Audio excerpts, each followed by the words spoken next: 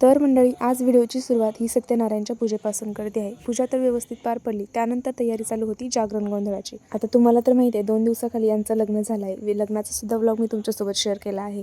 पाहिला नसेल तर एकदा नक्की चेकआउट करा. आता इकडे नाही अशी पद्धत आहे जागरण गोंधळ घालण्याची. आता आपल्या इकडे लातूर भागामध्ये वेगळ्या पद्धतीने घालतात. जागरण गोंधळ शक्यतो रात्री असतं आपल्याकडे, इकडे मात्र दिवसा असतं. तर असो, इकडे छान अशी पूजा वगैरे सगळ्यांची. आता नवरदेव नवरी तर इतके कंटाळले होते ना की बसच.